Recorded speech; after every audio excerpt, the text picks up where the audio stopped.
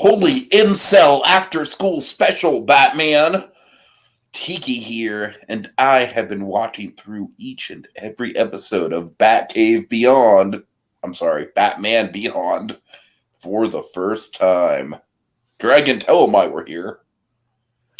Well, you see, folks, long ago I made a vow to educate Tiki in the ways of Batman the Animated Series, serving as his spirit guide to Gotham in a way, but that was the past, and we must now enter the Batman's future. That's right. Tonight we are talking about, I believe, kind of a spiritual successor title wise to I've Got Batman in My Basement. Terry's friend dates a robot.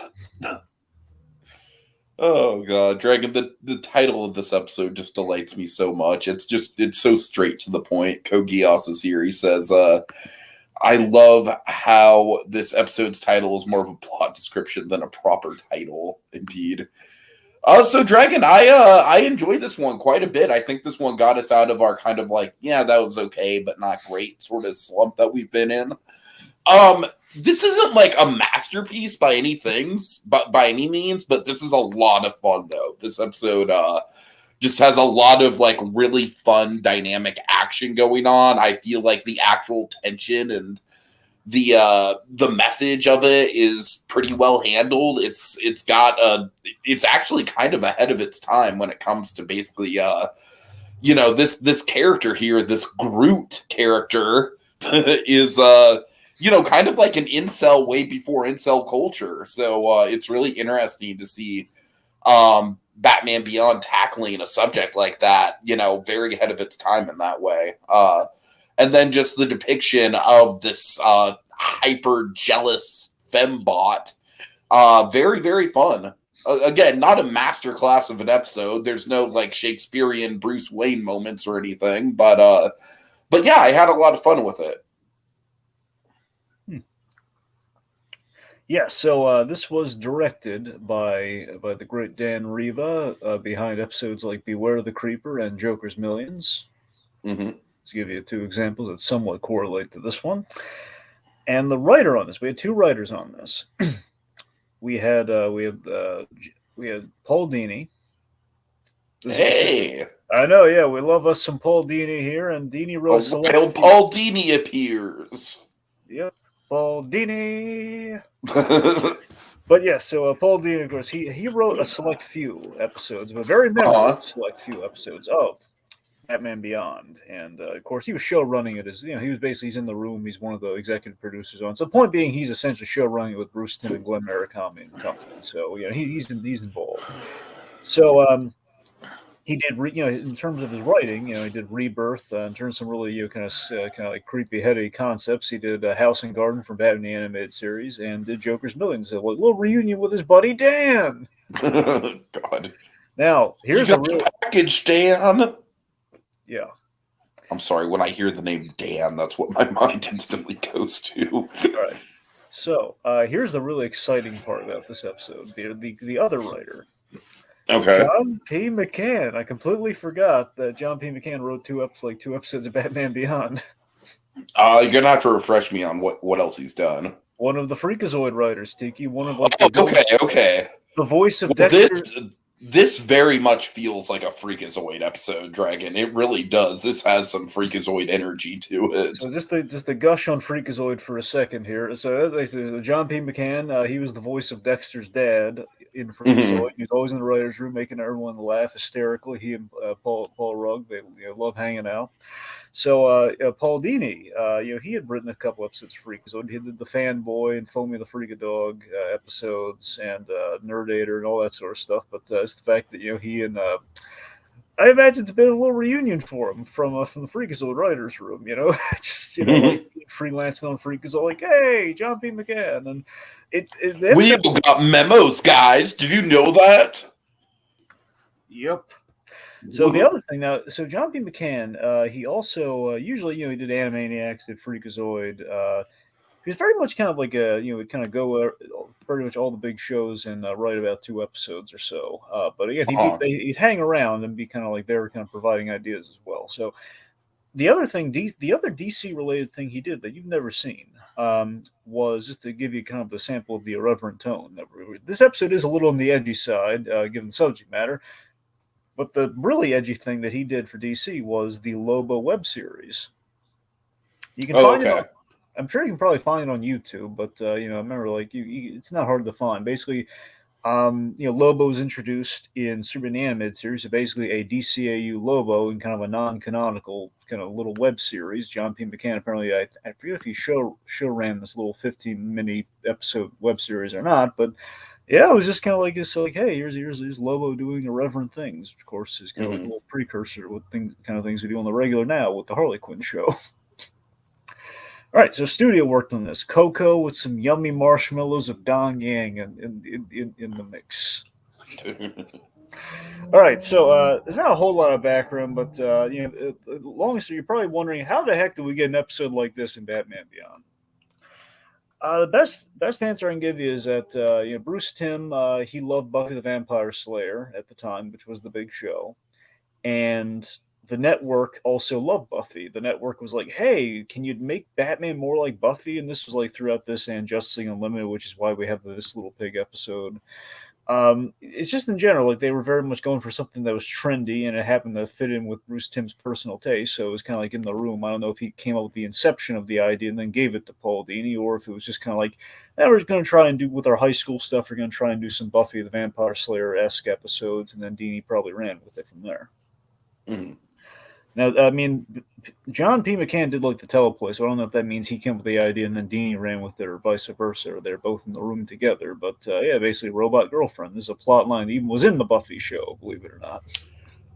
I can definitely believe that. I'm also going to shout out my Gravity Falls peeps in the room because Dragon, I know you're not familiar with this episode, but the episode of Gravity Falls, Seuss and the Real Girl, basically has the character of Seuss getting a completely digital girlfriend, but it's got a lot of the same sort of like hyper possessive sort of things going wrong themes in that episode. So this episode very much reminded me of that. I say that episode's probably in my top 5 Gravity Falls episodes, honestly. I would say this episode was ahead of its time in a number of ways with that premise. Technically it beat Buffy to the punch. It then beat everything else to the punch, like Black Mirror and everything. Exactly. The premise itself, Ex Machina, of course, another big one. Oh yeah. Okay, let's see. So this episode's very on brand for Paul Dini, and with a little bit of the John P. McCann edginess. I mean, you can tell this is coming somewhat from a comedic standpoint, but definitely from a personal place with Paul Dini. He was unlucky with girls, growing up. No, absolutely. You can totally feel that energy coming from our lead character here in the episode. Yeah. Okay. Here's a big thing, though. While it is a comedy episode, there is a big takeaway with this episode, the big seed that we plant. Okay. We introduce the synthoids, the replicating, the human-looking robots. Now, the synthoids are going to come back in the big Zeta episode, so this is kind of the genesis of the Zeta idea. Okay, gotcha. So a little bit of world building going on with the robots. Yep, so that's going to pay off in a really cool way. It's just them introducing the concept of what the heck a synthoid is. So, last fun little detail here. So, let's talk about Howard Groote for a moment. Yes, with the very unfortunate last name. Yes, Groote with an E. He is Groote, Tiki. If you didn't catch it, he is Groote. Okay, my other holy was going to be Incel Groot, but I didn't want to disparage the name of Groot like that, Dragon. Yeah, but seriously, can you imagine if Groot's phase after Swole Groot was just Incel Groot? Yeah, trying to make it with a bush. Oh no, I am Groot.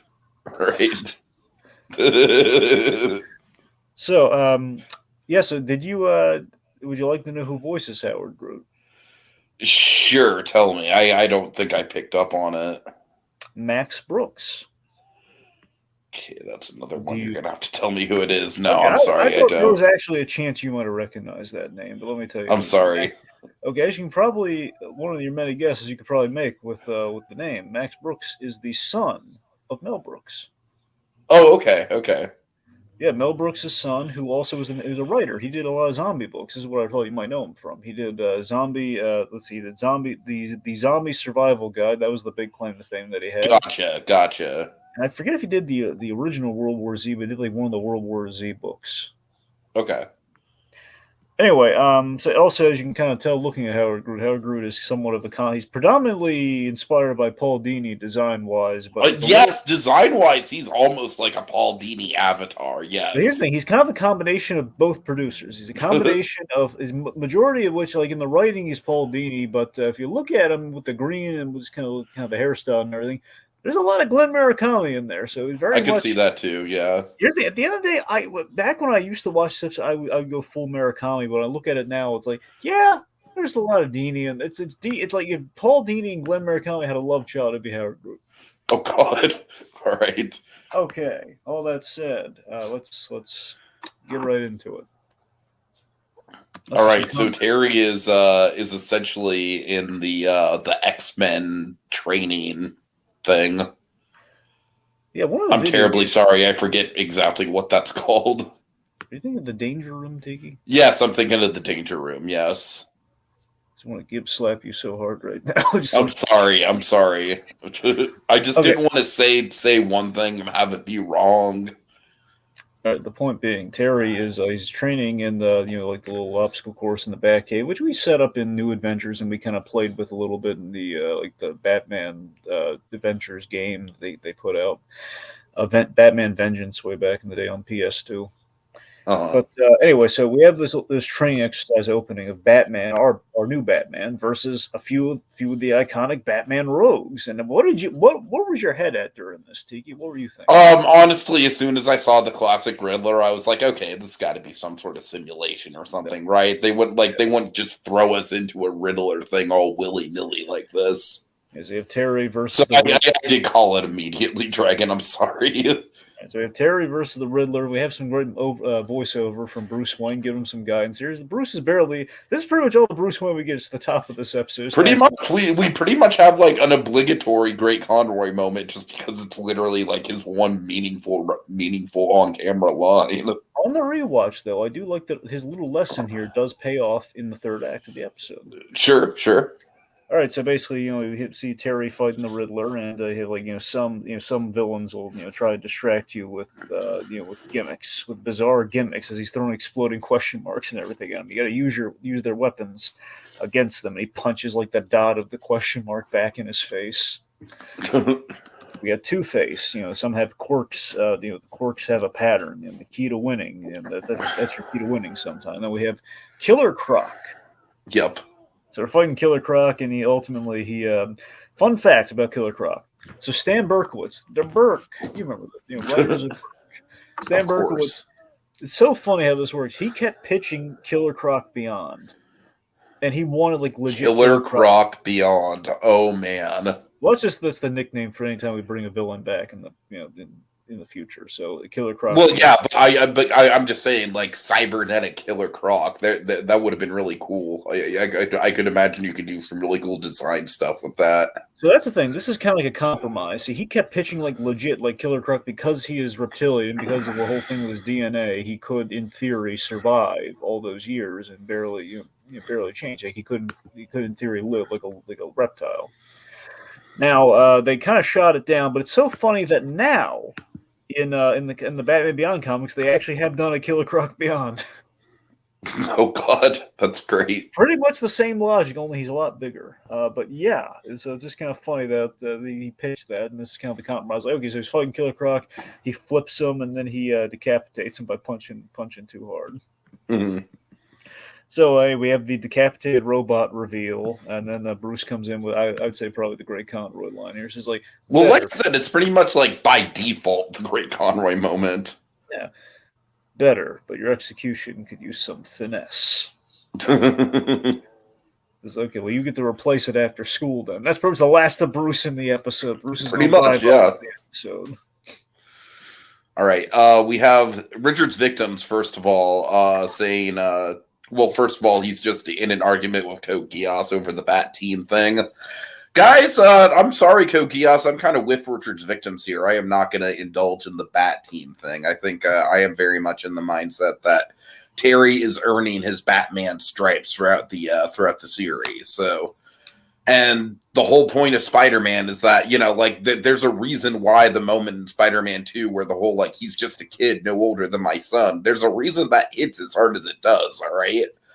He's a symbol. So, anyways, Kogias, I'm going to shout you out in the comments here. He says, I remember a DVD commentary or commercial for Batman Beyond second season where showed Two-Face, so I got excited, thought he was going to be in the show, but then it was just a fake version of him in the training room. But yeah, I could see them using that kind of footage and and really manipulating it. Okay. Anyways, yeah, you guys can continue on with the Bat Team discussion, but like I said, I'm not really going to acknowledge it. Okay, let's go forward here. Terry's got to replace the Killer Croc head. Basically, needs to replace the Killer Croc synthoid after school. So we go to Hamilton High, and Tiki, who are we introduced to? Groote. Howard Groote. Oh, the old child of Howard Hamlin and Groote. I was going to say, I'm not let's not even get Howard Hamlin into this equation. Yeah, so Howard Groote, he's basically, this is really interesting with this character. He has this is cringe before cringe, Dragon. It's cringe. He's basically first he starts out as cringe before going full incel in the second act, which I think is kind of like the incel pipeline. I still think we're kind of treading the incel line a little bit here. Where I don't know. Some of the stuff he says, some of there are some lines that are very questionable, and Mr. McGinnis agrees with me that they're very questionable. And we'll get. I think you're half right, but we'll get there. All right. Okay, the point being, Howard Groote, the interesting thing with this character is that there's this, he's deluded with self-confidence that he is cool, that he is he basically has, look, I'm not saying we should not have self-confidence here, it's the fact that no, Dragon, that's my secret in life. I came to terms with the fact that I am uncool long ago. It's the fact that Howard's acting like he is he's the most popular guy in school. He's just walking up to Nelson and inviting him. He does a little punch, Nelson, and he gets punched back. Anyway, so he invites him to his party because his folks are out of town. He wants to have he's having a party this weekend. Invites all the popular kids, and then at least tries to very much not really succeeding in the invites. No. And so we have this, I think this runner too between Blade and Nelson, Chelsea and Nelson. This is the case. Yeah, sure. When I'm desperate, he kind of enters in there. And he sees Chelsea and Blade, and he's trying hey, you want to come to my shway party? I mean, Nelson, the guy. Oh my god. Yeah, their names escape me at the moment, which is a recycled line from Dini, by the way. Is it? Technically, I know that because I memorized that Laughing Fish episode. Oh God! My associates, Miss Quinn and Messrs. Well, their names escape me at the moment. No matter. All right, so Terry and Dana are watching all this unfold. They're engaging in a little bit of the cringe, but Dragon, I like this couple specifically because I feel like collectively throughout this show, this couple kind of goes out of their way to look after the little guy. Yeah, which is really endearing, I feel. Yeah, so Terry has this great line about look, only this is a John P. McCann line, I'm sure. Only politicians chase after people they don't like who don't like them. That is a really, really good line, and honestly, that's kind of the mentality that I have nowadays. It's if I see someone that I feel like I'm going to get along with, then yeah, sure. But unless I'm sure that it's good chemistry, I don't want to waste my time. So basically, Terry's suggesting, why don't you go with quality over quantity? And this is a really nice bit here with Dana, where Dana says, maybe a small intimate party will be fun. She kisses Terry and she goes off. It's yeah, that's why we like shipping the McGinnis Tan relationship here. It's yeah, these two crazy. This is a little small intimate gathering. When we stray away from it, specifically on Terry's end, I do not like it, as you know. No, we don't. I'm with you. I don't like it either. Accept it, but Okay, so Howard wants a girlfriend, but more so, he wants to be popular, all for the wrong reasons. Mm-hmm. So let's sidestep that. Let's talk about what's really important. Bruce Wayne's car. Yes, yes. Seriously, I think I pointed this out to you before when we've seen it in action, but just to see it again, especially as it's all painted and looking nice here. It's the Batmobile from Batman the Animated Series turned upside down to be Bruce Wayne's kind of his fancy retirement car. Oh, I love it so much, and like Howard's like gushing about it too. So I says, "Hey, can you give me a lift?" Like, sure. Do you mind stopping doing an errand with me? He says, "Oh, sure." So he says, "Oh man, if I had a car like this, like I'd be I'd be the most popular kid in school." He's like, "Hey, do you remember that whole shallow conversation we just had?" Yeah, so it's like I don't know, Dragon. I feel like the whole thing about like thinking that being in a relationship is automatically going to be like a life boost that's going to get you popularity, and just looking at being in a relationship as like a means to like ascend in the social ladder. I think that's a little toxic. Maybe not full on incel toxic, but like I certainly would not want someone to want to date me just to advance their social life. You know what I mean? Like I would feel used in that regard. Yeah, that's the thing, Tiki. That's why it's kind of like half in, half out with the whole incel thing, because he is directly going for popularity and not just for the girl. If it was just for the girl, it'd be incel, but it's for the popularity. Okay, but the way that he talks about the girl, like we'll get there. We'll get there. You're right. I'm just saying so far. I do think there is some possessive qualities that he wants in the girl, No, you're which right ironically enough is the moral. It's a monkey's paw situation. All I'm saying is like so far we're half and half, and that's what I'm saying. Like we're gonna get to the other half when we get there. So okay, so anyway, well, like I said, they run the errand. They go to Synthops, I believe is what it's called. We go to Synthops, where now the logic, my headcanon never said it explicitly. I think the headcanon here is that Bruce Wayne, he fabricates basically designs the synthoids to resemble the Batman rogues for the training exercises. But my logic is that he probably excuses them as like these are museum pieces, almost like a wax museum sort of thing. That's probably what the logic is. And this guy's like, but how do they get broken so often? He certainly goes through a lot of them. Well, old people always breaking stuff. But I do like that this is literally a back door that Mr. Groote gets into a very schemy part of this operation. Oh yeah. So Terry is going to sign paperwork. Meanwhile, we have a very Steve Buscemi looking gentleman named. Oh my God! Yes, it is very Steve Buscemi, isn't it? It's got to be intentional, right? It's like that. Come on. Yes, I'm so glad that you pointed that out, Dragon. For me, it was kind of like Steve Buscemi with like maybe like a little bit of Peter Lorre. A little bit, yeah, a little bit. Maybe like a dash of Dean from Iron Giant. I know that might be a little insulting to Dean, but yeah. I know, but just with the black hair and the facial hair. What you have in your mouth, that's art. Oh my God! Oh God! That's what would have gotten if Steve Buscemi was cast as Dean. That's fair. Oh my God! Could you imagine Steve Buscemi trying to woo Jennifer Aniston? Right. That would never happen in a million years. Anyway. Well, it would basically be like the hell how you do fellow kids bit. Yep. All right.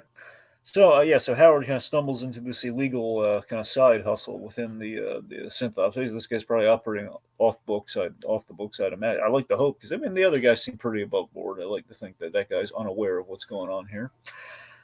So Louis essentially is for a very substantial price. He's doing custom orders. And these custom orders are designed to look like more so look like people, and probably look like well, I mean, I know that it seems like they're technically not based on real people, but it's the implication that they could be made to look like real people, which absolutely is illegal. Yeah, it's identity theft in the highest order. A lot of bad stuff there. So, point being, he's designing girls. Essentially, he's building fembots. Yes. Which has a whole. This is where we're in the edgy portion of the episode, where we think about we skirt right up to the line of the implications of that. We have one really funny scene later. It's creepy funny, but it's funny all the same. We have one funny scene later. It's like, wow, we the implication there. Wow. Right. But we'll get there. The point being, Louis is doing something illegal here. He's like doing special custom orders for people, basically giving something to do on those lonely Saturday nights, it seems. which is pretty much what they imply, just in saying like, yeah, a little something to keep you company, hey buddy. Happy shopping. He changes the hair color. We see the customization. Howard bears witness to this, and he's basically like, hey, you got a purpose, buddy? And he tells him, like, well, wait, yeah, I'm here for picking up something. Oh, a custom job. I can do that for you. And then Howard. Again, I love how Groot just literally stumbles ass backwards into this. Like he doesn't even go looking for it. True. So let's see. So yes, basically he customizes the girl here. He basically wants her to be a redhead, wants her to be 5'7", really nice cool green eyes, and 100. Here's the important detail: 100% devoted to him. Yeah, that's not good. You don't want that. She doesn't want that. To be fair, she's a robot, though. Yeah, I know, but I'm just saying, just giving something consciousness, you don't want to be 100% devoted to anything. No, you're right about that. But again, he's Tiki.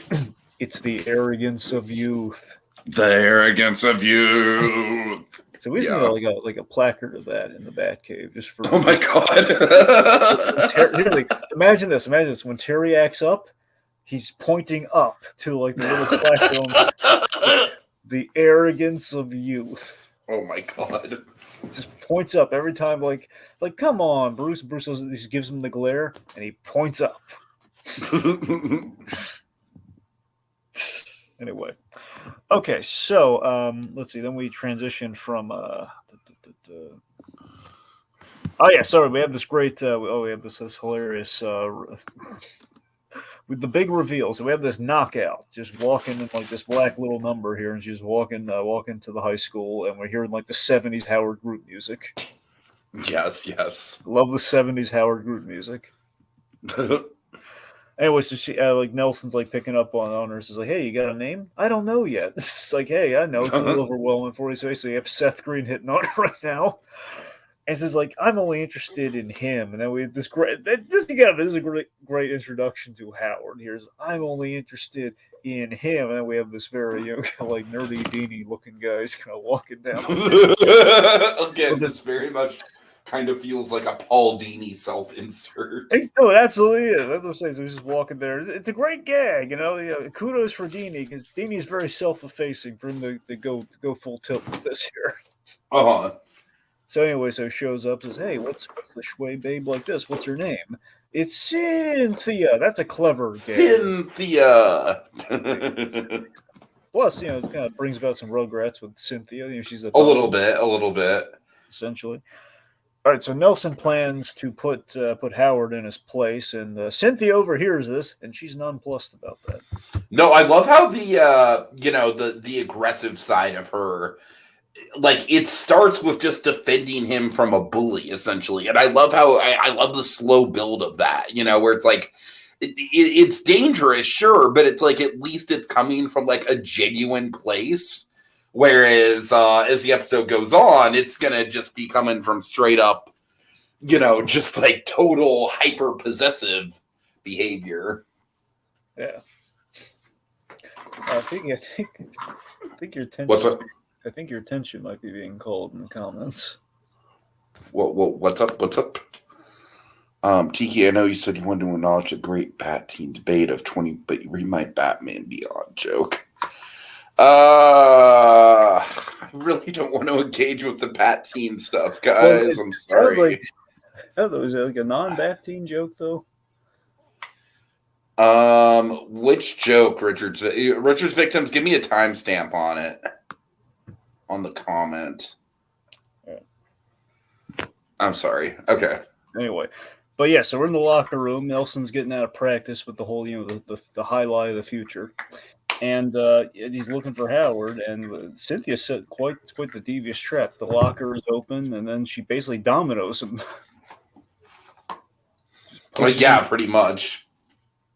Pushes him down, and like, they added this line just like, okay, Nelson's not dead, kids. We're pretty dark on Kids WB, but we didn't kill Nelson off. All right, the padding saved his life. The padding in that, like, it's BS, but the padding saved his life.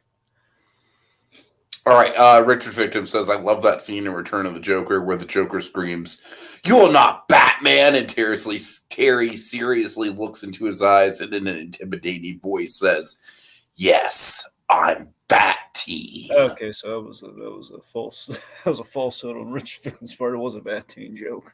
Okay, anyways. All right. Yeah, first of all, I really find it funny that the locker thing could have actually been accomplished by the other Groote. I could see that being a thing that the other Groote would do. Yep.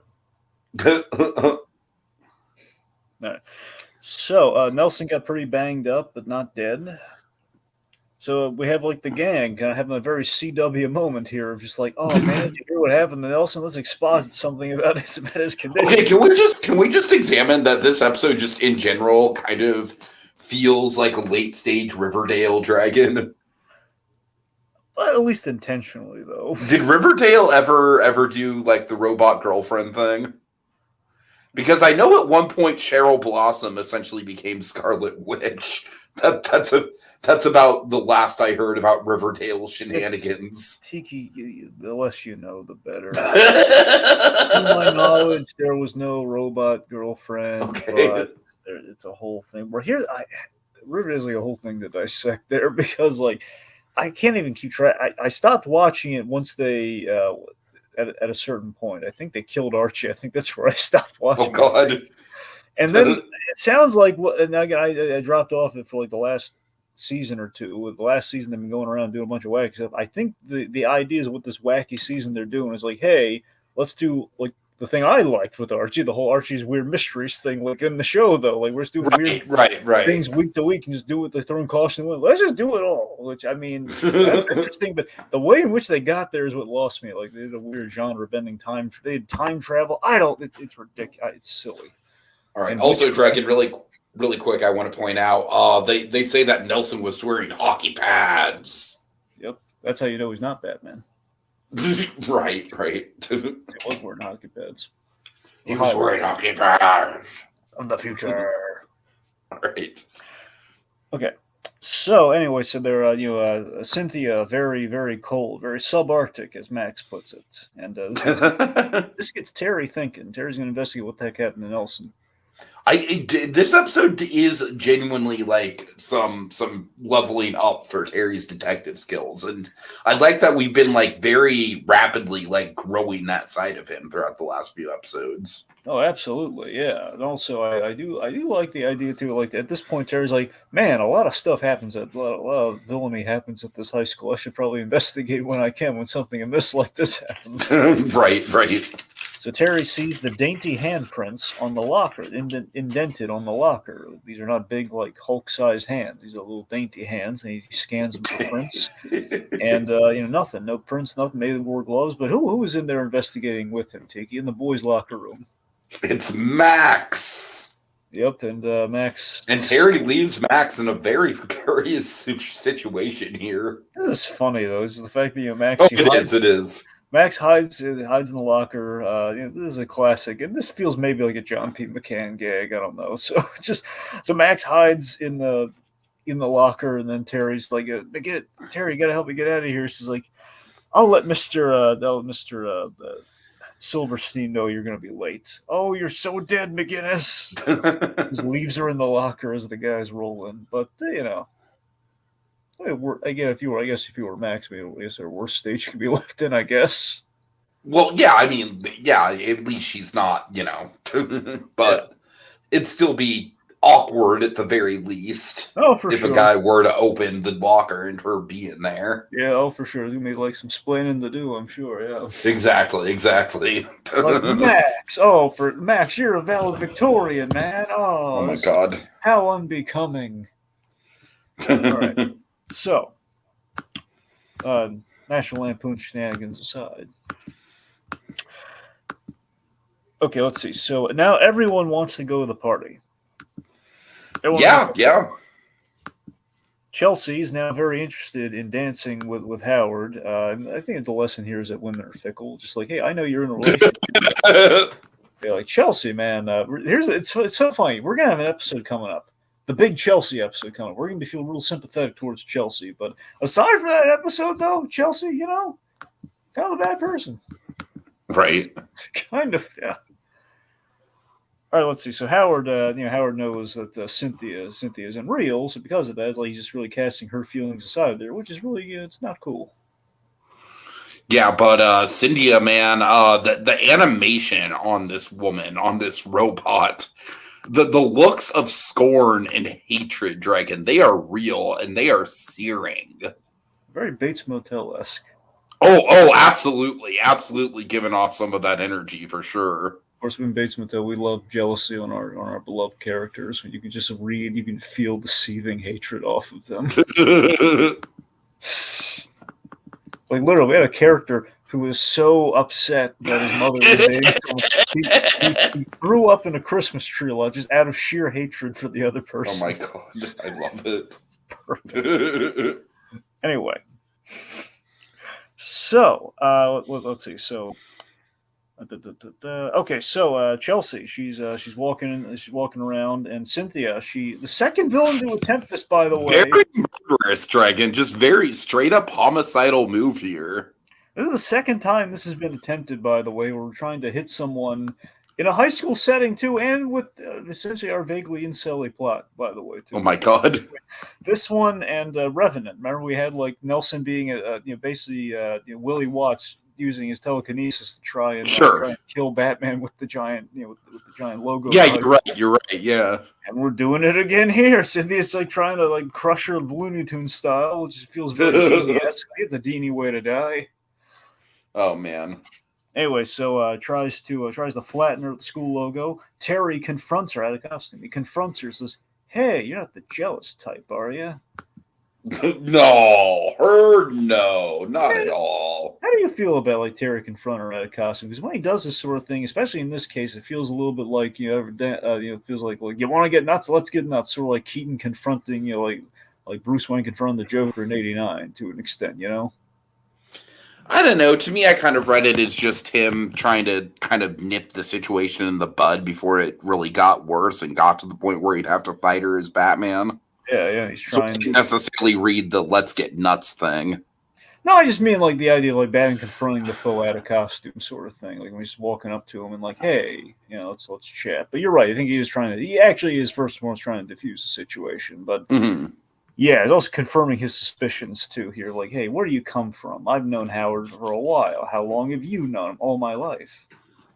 Oh, that is not if that's not a red flag of a line, I don't know what is.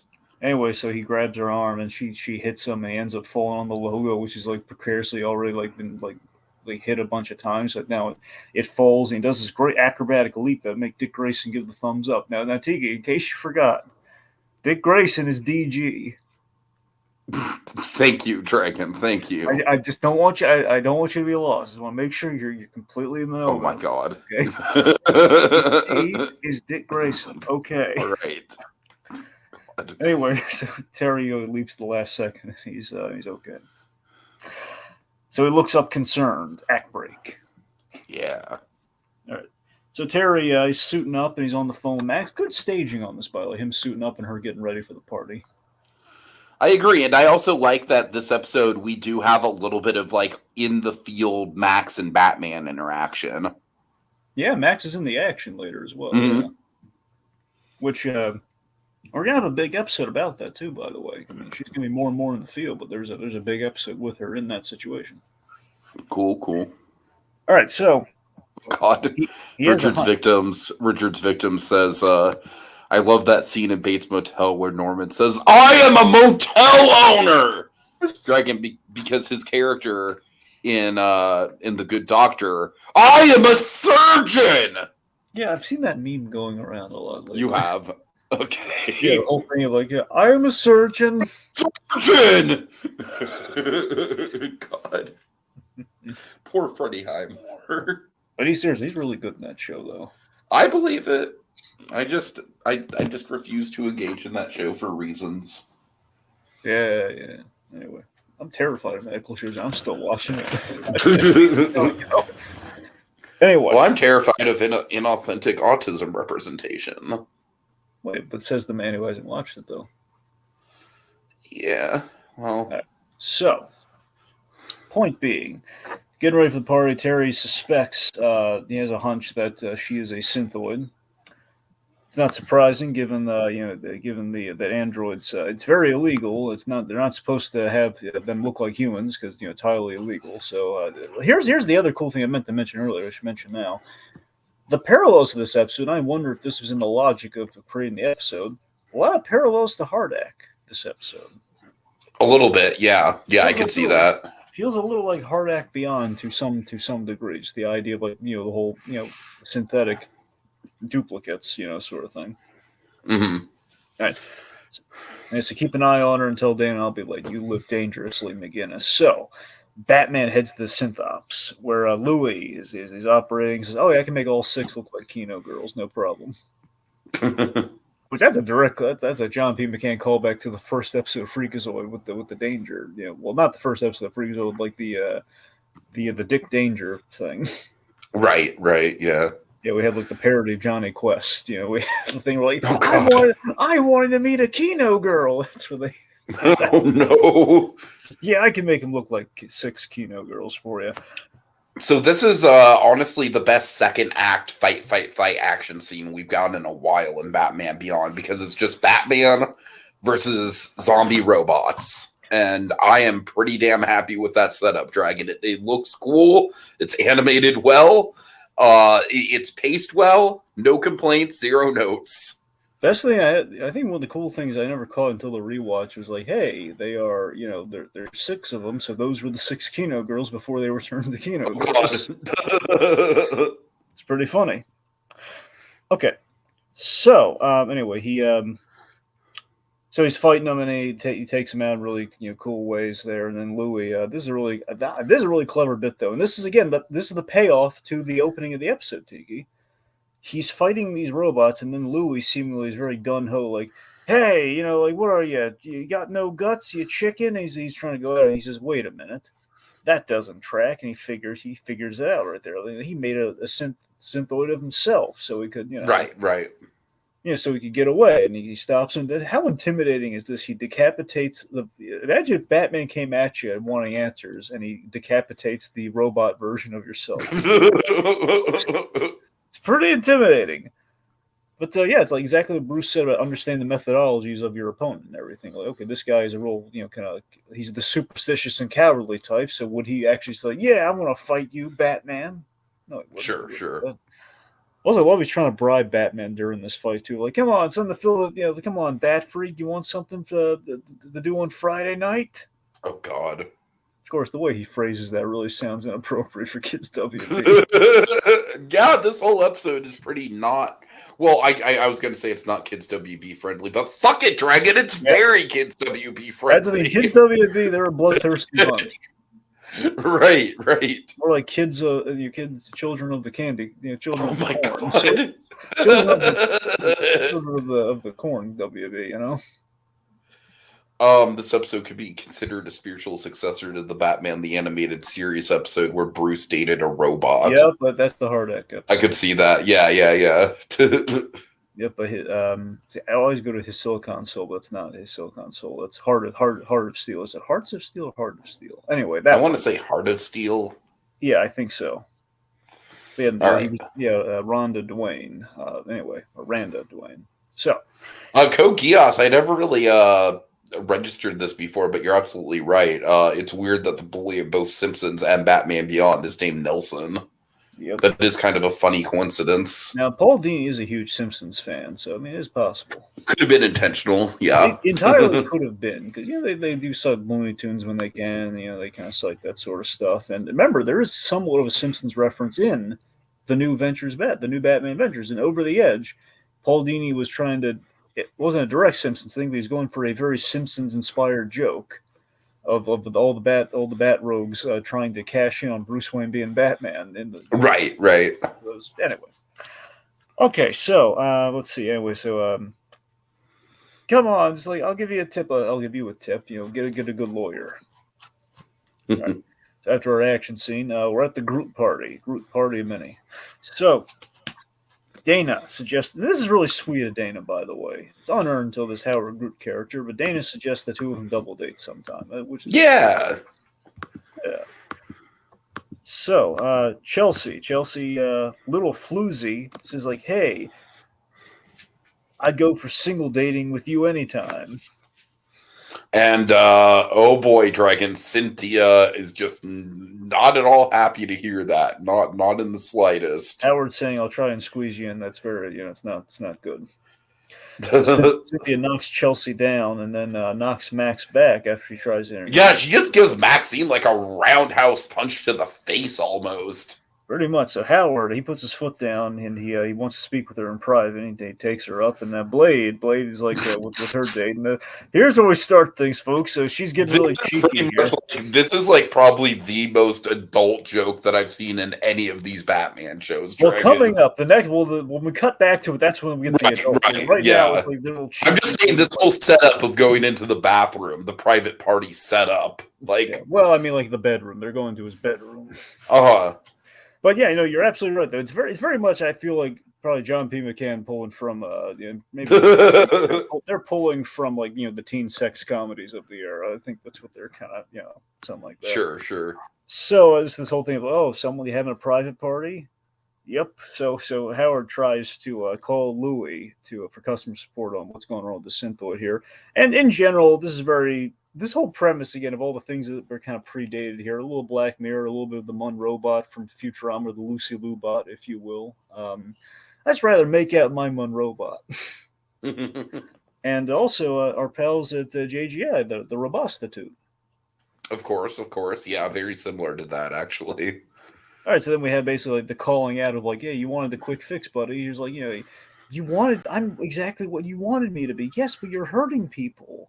We don't need other people. Yeah, again, it's very much a monkey's paw scenario, I think, is the best way to describe this whole thing. You want total devotion? You want till death do us part? Well, with a robot.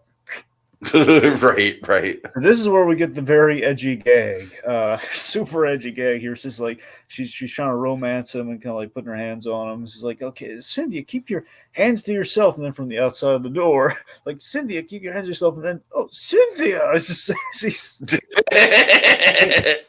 the implication those hands wandered. But the point being, Blade said, "Way to go, Howard." Oh God. All right, so we can be together forever. That's kind of long. So the conversation goes from kind of like, you're being a little bit possessive, we need to work on this, to we need to break up, like very rapidly, honestly. Like I feel like he could be a little bit more tactful. That's like he drops like a lead balloon. His exact words are, "I want to see other girls." Right. It comes right out. I want to see other girls. Man, you see how she's been reacting to this shit, dude. Have you not seen American Graffiti? Oh God. And again, this is like all in the course of just one day, right? Yep. Well, yeah. One day. Yep, one day. I mean, actually, I'm sorry, T. Actually, maybe a weekend, because he kept hyping up the party. I don't think the party was in one day, so maybe like 2 days or something. But it wasn't long. It was like the weekend. But it's like, I'm just saying, like, with the level of possessiveness of this robot, like, even like one off-camera day can just lead to just like so much more. Like, you got to figure every day that you fucking spend with this thing, they're gonna just get more and more attached to you. God knows what's happening behind the closed doors. Right. God, I like to think that nothing happened, but just to avoid the sick and wrong possibilities here. But I don't know. I wasn't there. So anyway, so he says the worst possible thing he could say, like, "I want to see other girls," and then she snaps. And then he lays, "Oh, it looks like someone's getting wound up." So, you don't know half of it, and he's running, he's fleeing for his life.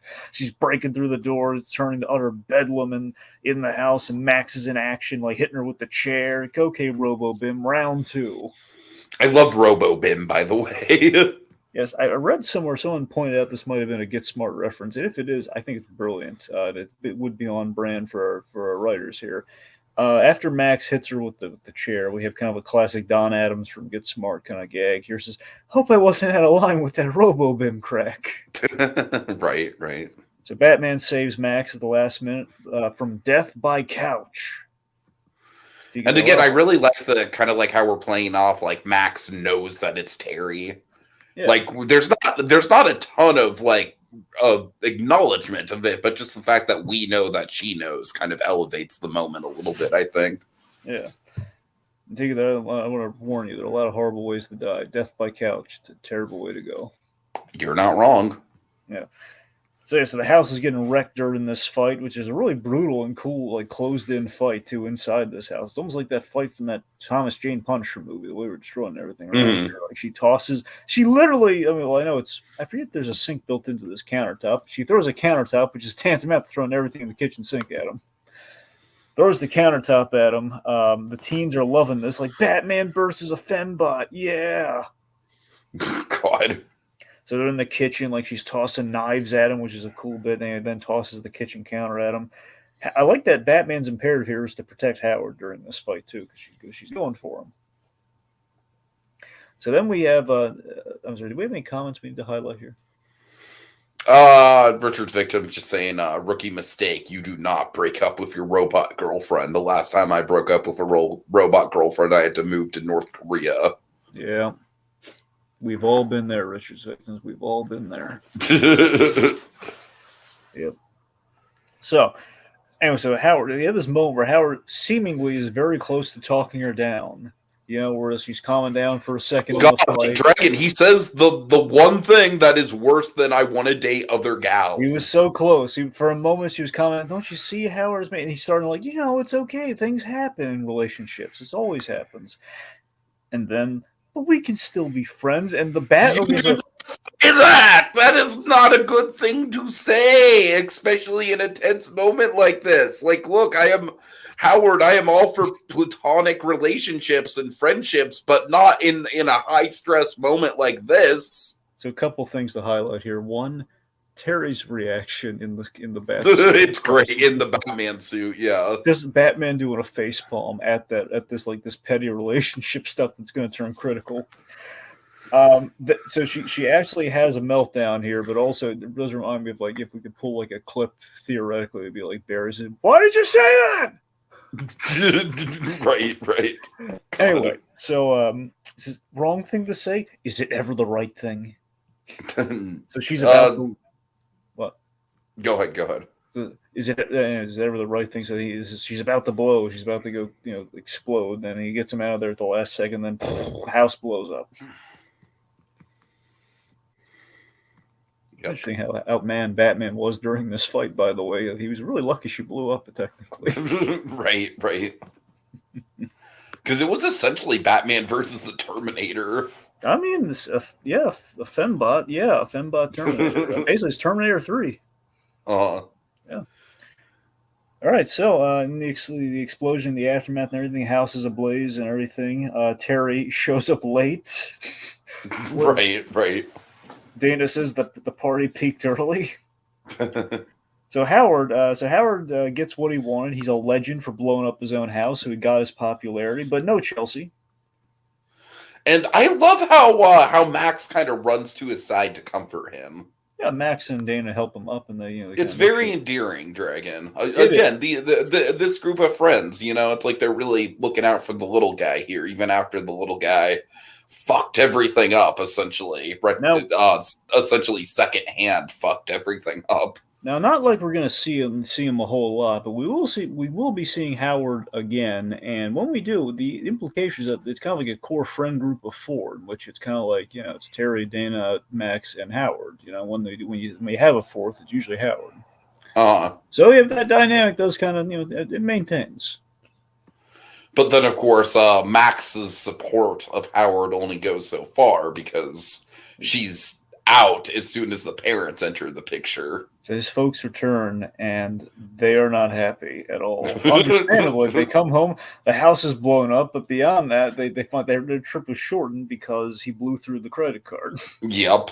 Assumingly to buy Cynthia to begin with. Yeah, no, that's what he used it for, yeah. Yeah. When we saw him, hold up the card. Is this enough?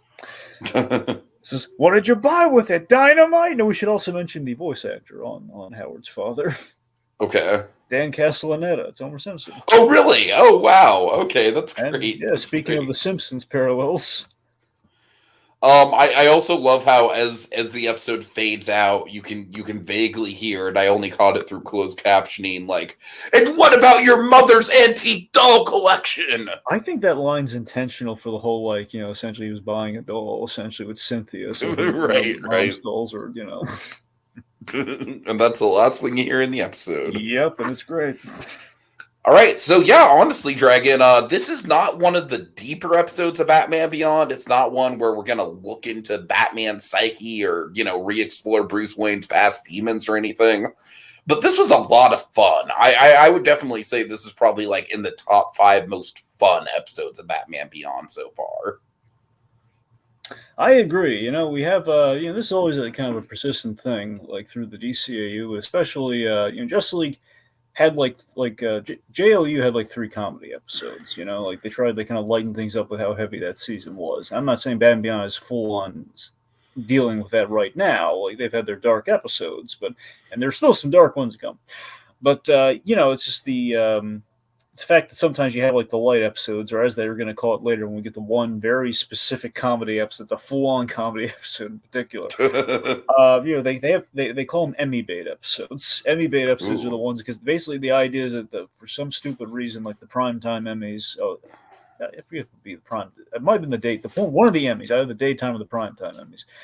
They only with the animated shows they would give the kiddie the more like family friendly, all like more kind of kiddie animated shows the awards versus like the shows that are like the Hearts of Ice of the world. Now Heart of Ice did get an Emmy, but with the exception of that, their awards would always go to like the ones who do a lighter fare versus like, hey, we're doing serious, awesome stuff in animation. Give us some awards, man. So they would have to do a lighthearted comedy episode to get the attention.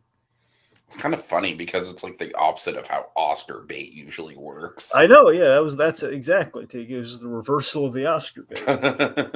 so trippy how that works. This is kind of in the Emmy bait kind of line of things, but it's a fun episode. I mean, look, is it my go-to for Batman Beyond? Heck no. It's not my go-to at all, but it's fun. And again, looking back on years later, like the Dee reference, like it's I think it's clever, and seeing like the writing DNA in there is nice. I don't know, it's cute. All right. So big thanks to Richard's Victims and Code Geass as always in the comments. And Dragon, cue us up for the next one. Batman, a murderer. A manhunt for the Dark Knight? # justice for Mad Stan?